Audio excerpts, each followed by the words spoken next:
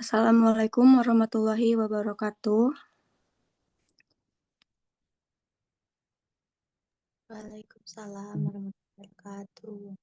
Selamat siang, Ibu dosen dan rekan-rekan sekalian. Sebelumnya terima kasih kepada Ibu Rizky Nifsi Ramdini Magister Sains yang telah membuka sesi presentasi pada siang hari ini. Kami dari kelompok 4 izin mempresentasikan hasil kerja kami mata kuliah Anatomi Fisiologi Manusia tentang sistem rangka. Sebelumnya saya akan mengenalkan anggota kami terlebih dahulu. Yang pertama ada Dewi Artika, Mita Sari, Revo Mulyani Obara, Rizka Johara, Rindi Anggiani, Rosa Iska Safira, saya sendiri Tasya Aliantina Pane, Berlin Berlianarsan, Marini Hasna Fadila, dan Suci Rahayu. Baik, untuk mempersingkat waktu, mari kita sama-sama menyimak hasil diskusi kelompok 4. Kepada rekan-rekan yang bertugas dipersilakan. Ya. Baik, izin membaca. Yang pertama ada rangka aksial. Rangka sumbu terdiri dari tulang tengkorak, tulang pangkal lidah, tulang belakang, tulang dada, dan tulang rusuk. Pada A, tulang tengkorak, di sini ada tulang dahi, tulang ubun-ubun, tulang langit-langit, tulang tengkorak belakang, tulang pelipis, tulang baji, tulang dahi, tulang tapis, tulang pipi, tulang rahang atas, tulang rahang bawah. Ya, guys?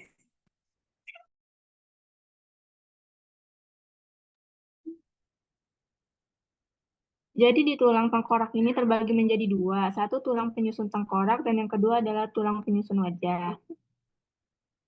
Nah, dari tulang penyusun tengkorak ini ada satu tulang baji, satu tulang tapis, dua tulang pelipis, satu tulang dahi, dua tulang ubun-ubun, dan satu tulang kepala belakang.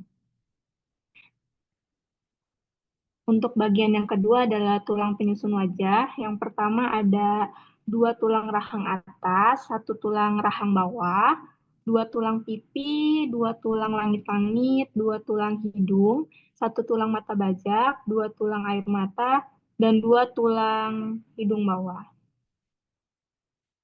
Baik, untuk selanjutnya dipersilahkan. Jelatunya Pachiatuka Pakalida Jotidium terdiri dari yang pertama epiloti, kedua lidua toci, ketiga lidua toci, keempat parametrum, kelima judum terminali, keenam titu lidua pabai, ketujuh bilipor lidua pabai, kedelapan metia lidua judum, kesembilan budibor lidua pabai, kebulu apei.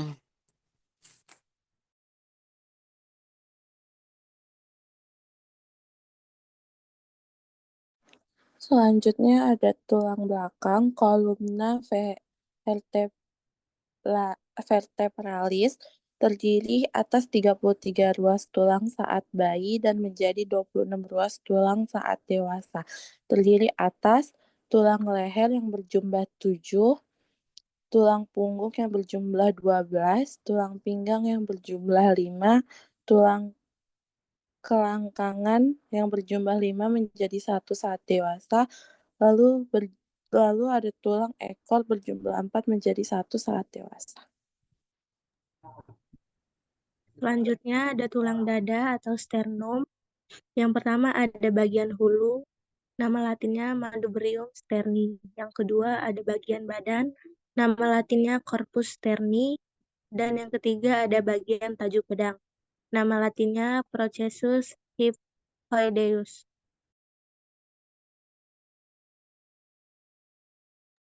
Selanjutnya ada tulang rusuk costa.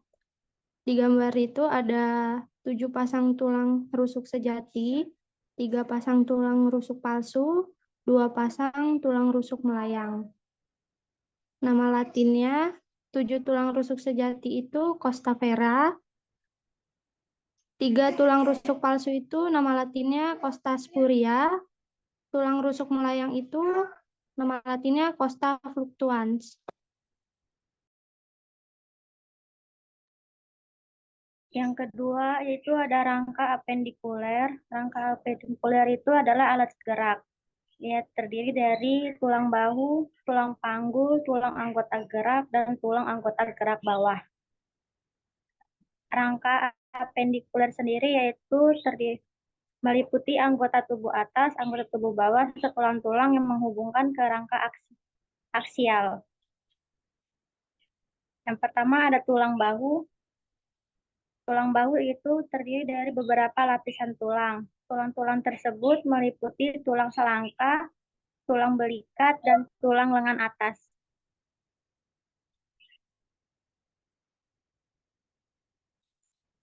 Tulang clavicula adalah tulang yang menghubungkan tulang dada dan tulang belikat serta berfungsi menopang lengan agar dapat bergerak dengan leluasa. Tulang selangka memiliki bentuk panjang, tipis, dan sedikit melengkung.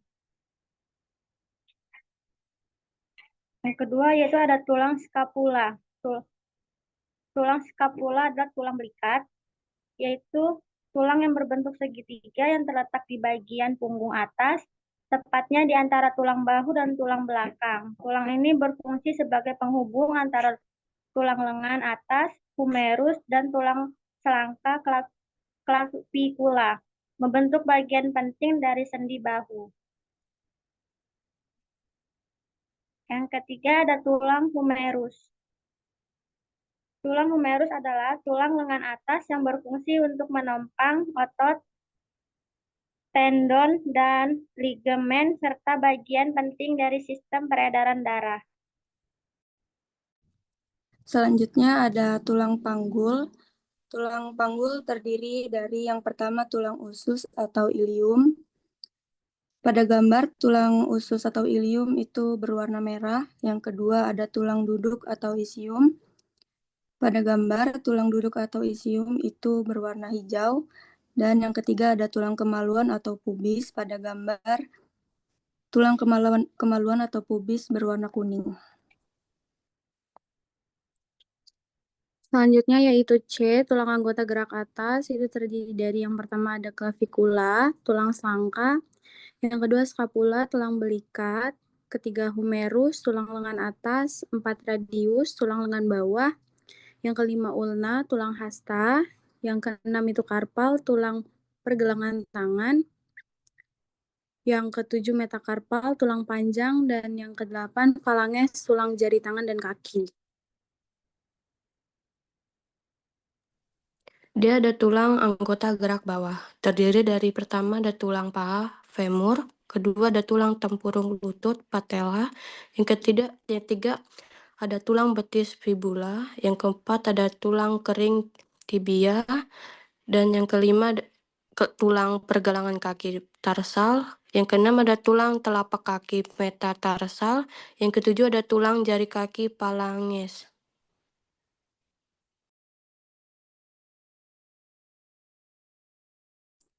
Baik, terima kasih kepada rekan-rekan yang telah membacakan hasil kerjanya masing-masing.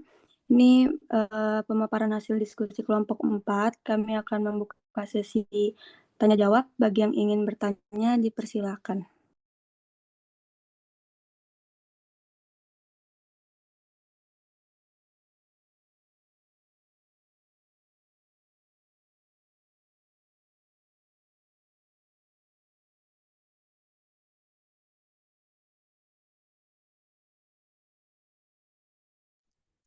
Ada yang mau nanya, kakak-kakak? Izin bertanya. Ya, Kak, silakan.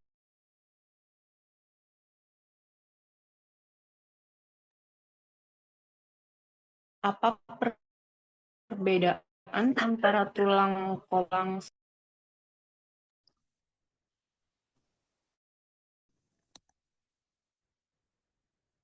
Bisa diulang, Kak? apa perbedaan dari tulang kompak dan tulang spons? Dan makanya ditunggu ya, kakaknya. Iya.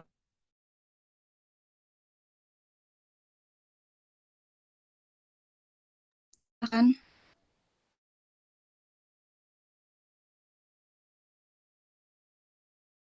Kak, untuk lumbar jual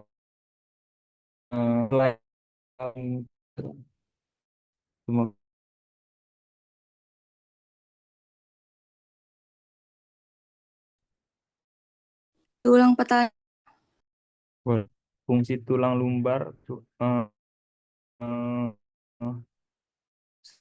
di argul. Oke, jawabannya dicek, Kak. Izin menjawab untuk pertanyaannya Kak Eni, perbedaan dari tulang kompak dan tulang spons. Nah, kalau misalnya dari segi kekuatan, tulang kompak itu lebih tinggi kekuatannya, sedangkan tulang spons itu lebih rendah. Kalau misalnya dari segi fleksibilitas, kalau tulang kompak itu lebih rendah, sedangkan tulang spons itu lebih tinggi. Terus dari penyimpanan mineral, tulang kompak itu lebih rendah dan tulang spons itu lebih tinggi. Kalau dari produksi sel darah, tulang kompak itu tidak ada, sedangkan tulang spons itu ada.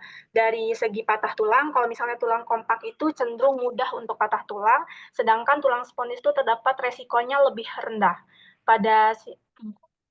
Pada respon penyembuhan, tulang kompak itu lebih lama dibandingkan dari tulang spons. Tulang spons itu cenderungnya itu lebih cepat. Terus kalau misalnya dari segi rentan karena sesuatu, itu kalau misalnya tulang kompak, rentannya itu ke osteoporosis. Sedangkan tulang spons itu kepada kerusakan struktur dan infeksi. Begitu Kak Eni. Apakah sudah bisa menjawab dari pertanyaan Kak Eni? Iya, terima kasih. Sama-sama Kak. Izin Saya menjawab mau dari pertanyaan Kak Zaki. jawab.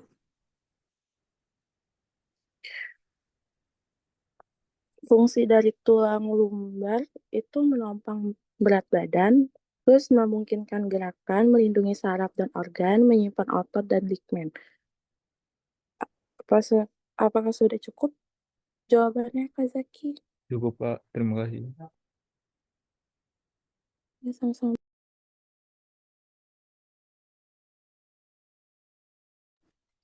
Baik, sepertinya cukup ya sesi tanya jawabnya. Kami akan melanjutkan presentasi materi berikutnya, yaitu sistem integumen.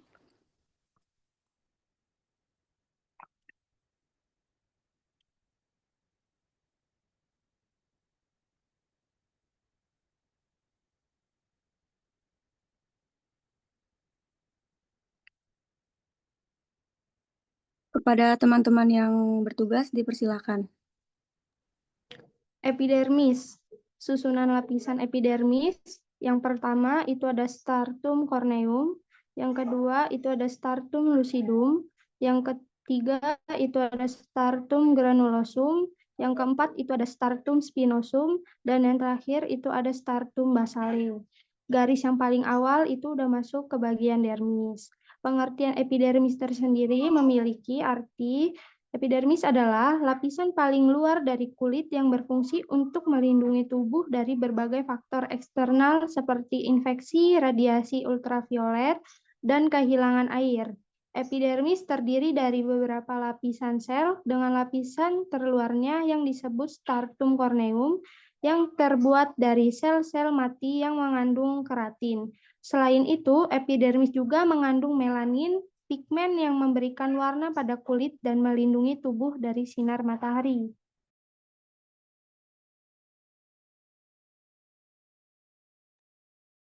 Selanjutnya ada struktur dermis dan lapisan dermis.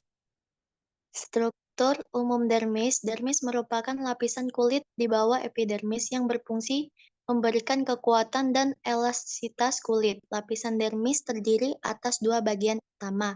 1. Stratum papillaris. 2. Stratum reticularis. Stratum papillaris adalah lapisan dermis yang paling dekat dengan epidermis. Ciri-ciri utama dari stratum papillaris terdiri dari jaringan ikat longgar, mengandung kapiler darah yang memberi nutrisi ke epidermis, memiliki ujung saraf sensorik untuk sentuhan dan suhu, membentuk tonjolan yang disebut papilla derma yang meningkat ikatan dengan epidermis.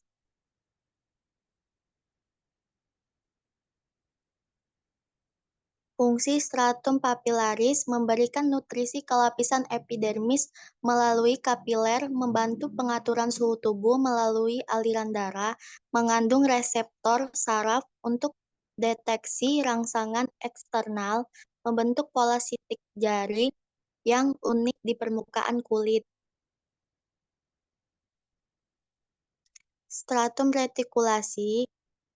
Lapisan stratum retikulasi berada di bawah ini stratum papilaris dan memiliki ciri-ciri terdiri dari jaringan ikat padat, mengandung serat kolagen dan elastis untuk kekuatan dan elastisitas, menyimpan kelenjar minyak, kelenjar keringat, dan folikel rambut, berperan penting dalam memberikan struktur kulit yang kokoh.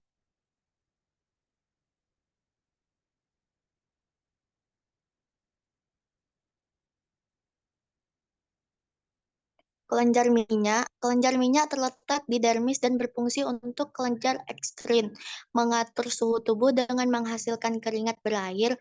2. Kelenjar apokrin terletak di area tertentu seperti ketiak, menghasilkan keringat yang lebih kental dan berbau.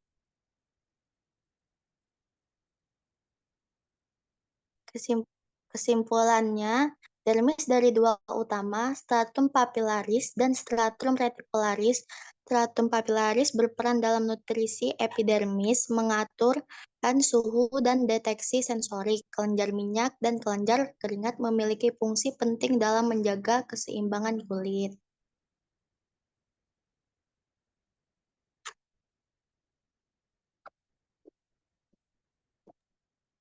Sel-sel epidermis itu terdiri dari 4, yaitu keratinosit, kedua ada melanosit, ketiga itu ada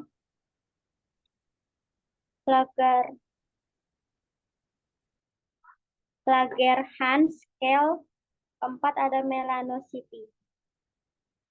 Yang pertama yaitu ada keratinosit. Keratinosit merupakan sel terbanyak 85-95% berasal dari ektoderm permukaan.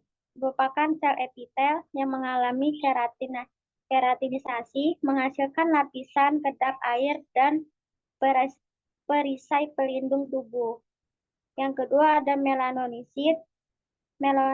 Melanosit meliputi 7-10% sel epidermis. Merupakan sel kecil dengan cabang dendritik panjang tipis dan berakhir pada keratinosit di stratum basal dan spinosum. Terletak di antara sel pada stratum basal, folikel rambut, dan sedikit dalam dermis. Baik, selanjutnya ada sel Langerhans. Pada gambar, sel Langerhans itu bertuliskan warna hijau. Sel Langerhans yang pertama merupakan sel darah putih yang berfungsi sebagai penjaga sistem imun dan penyaji antigen. Sel Langerhans berperan sebagai penjaga terluar sistem imun kulit dan memicu reaksi pertama terhadap patogen yang masuk melalui kulit. Sel ini juga berfungsi sebagai sel penyaji antigen, yaitu menangkap dan memproses antigen untuk disajikan kepada sel T. Yang kedua, sel Langerhans memiliki proses dendritik dan sitoplasmanya mengandung butiran sel Birbeck atau Langerhans. Sel ini berwarna pucat dan sulit diidentifikasi dalam sediaan histologi rutin. Lalu selanjutnya ada sel Merkel. Pada gambar, sel Merkel ditunjukkan dengan garis bawah merah, tulisan garis bawah merah. Sel Merkel yang pertama merupakan jenis sel khusus yang ditemukan tepat di bawah epidermis atau lapisan atas kulit. Sel ini sangat dekat dengan ujung saraf yang menerima sensasi sentuhan dan mungkin terlibat dalam sentuhan. Sel-sel ini juga mengandung zat yang dapat bertindak sebagai hormon. Yang kedua, sel Merkel adalah sel neuroendokrin khusus yang ditemukan di epidermis yang terlibat dalam mekanoresepsi. Sel-sel ini mengekspresikan penanda khusus saraf dan protein khusus epitel dan berasal dari sel progenitor epidermis.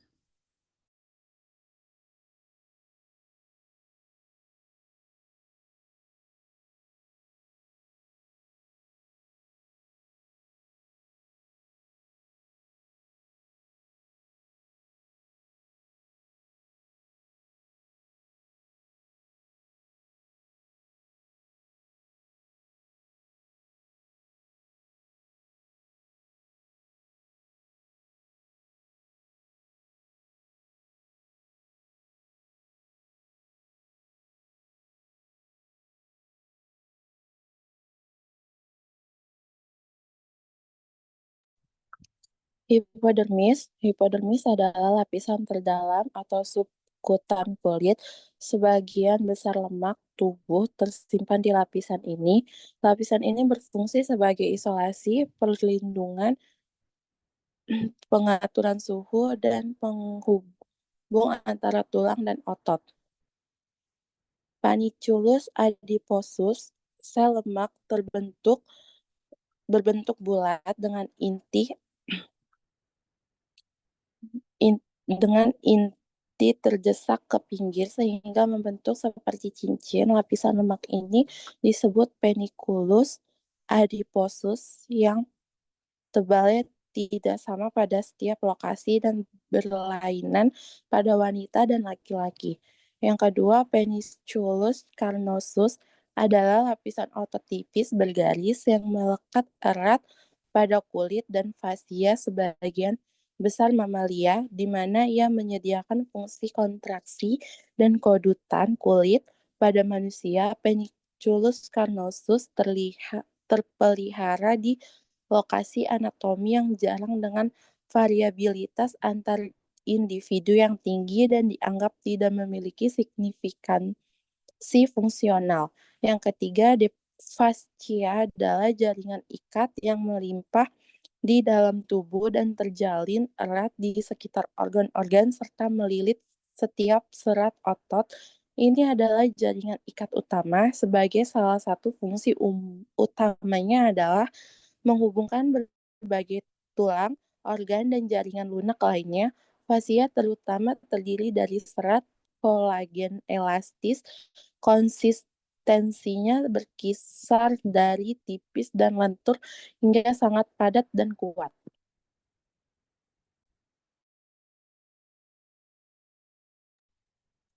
Baik, tadi sudah dipaparkan hasil diskusi sistem integumen kelompok 4. Kami membuka sesi tanya jawab. Bagi yang ingin bertanya, dipersilakan.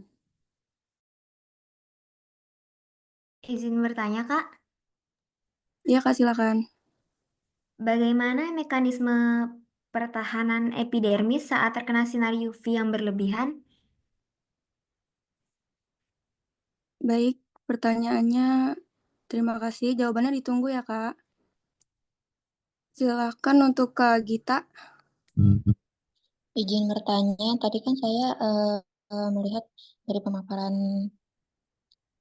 dari anggota kelompok kalian, tadi itu yang dari sel Merkel itu kan fungsinya untuk sebagai hormon ya. Maksudnya dari sebagai hormon itu yang seperti apa ya? Yang gimana maksudnya? Terima kasih. Oke, baik. Terima kasih pertanyaannya, Kak. Jawabannya ditunggu ya. Ya.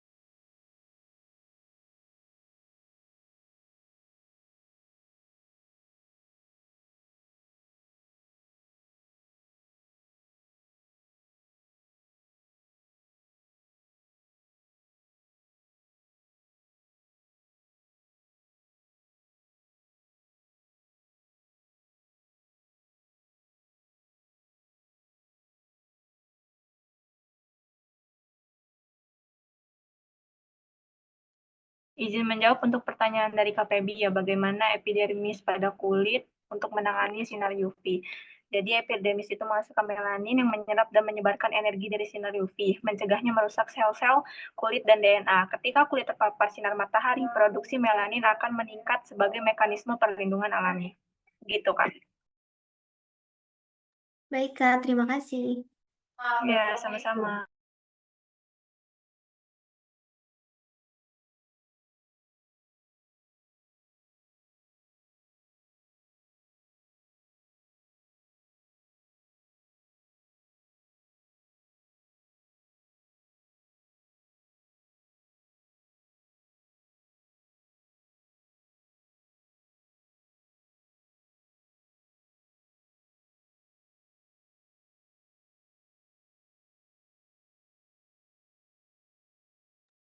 Izin menjawab pertanyaannya Kak Gita.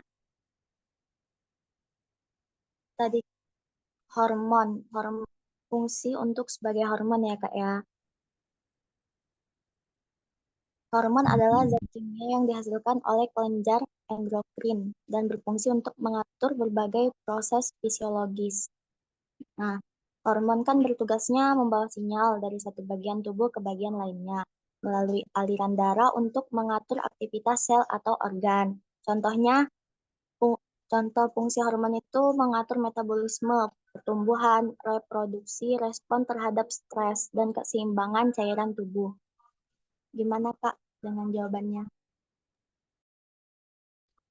Terima kasih.